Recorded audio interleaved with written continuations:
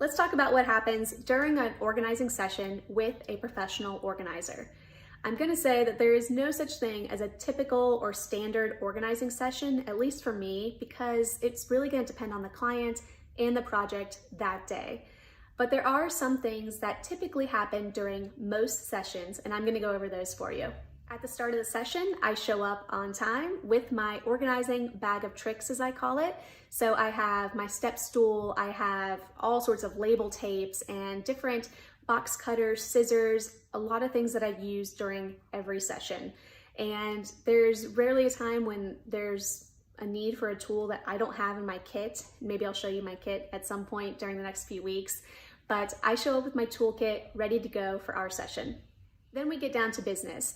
So sorting everything into categories, no matter what room of the home we're working in, is always step number one.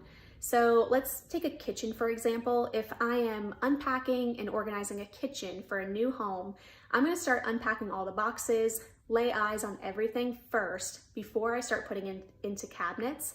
Or if I am working in a kitchen that's already been lived in, I'll take things out of the cabinets to get empty space and really see what items we're working with. So in a kitchen, I might start sorting categories into things like small appliances, maybe your food processor, a blender, a toaster. All of those things are going to be grouped together in one pile.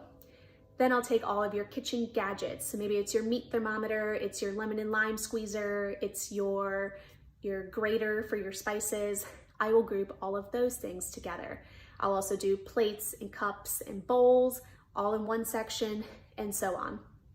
Once I've grouped and categorized everything, it's a lot easier for me to see the quantity of items in each category so that I can place those items all together in a certain section of the room or the pantry or the kitchen, wherever it may be.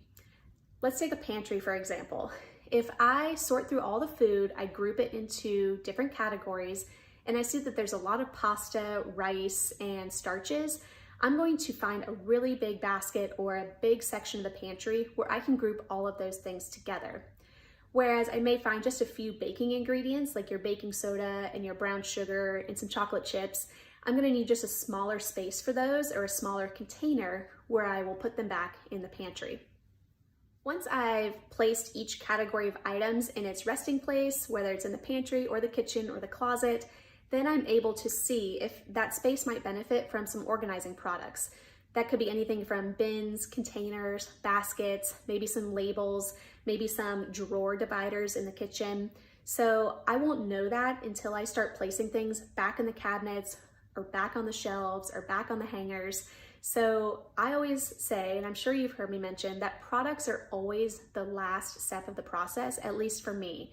So I will then take measurements of the quantity of the items and kind of where they fit in certain places, and then I will do my product research and shopping for that space. At the end of each session, I make sure I save a few minutes so that I can load up my car with any of the donations my client has decided to get rid of that day. I'll also take away any of the recycling or trash that were created during the organizing process, especially during a moving process if I'm unpacking boxes. I will break down all the cardboard boxes and take as many of them as I can fit in my car at the end of each day. And then when I get home after the organizing session, that's when I do my product research and shopping. I will also email my client if there was any homework. Sometimes I don't get to see my client at the end of the session because they are out of the house or they're working. So I will email them a report of what I finished up that day and the homework that they have to complete prior to the next session. So those are a few of the general things that happen during most of my client sessions. As I said though, there's no such thing as a typical or standard session because all of my clients are different and every project has different requirements. If you have any questions about what an organizing session might look like for your project, go ahead and schedule your complimentary in-home consultation and we can go over those details in person.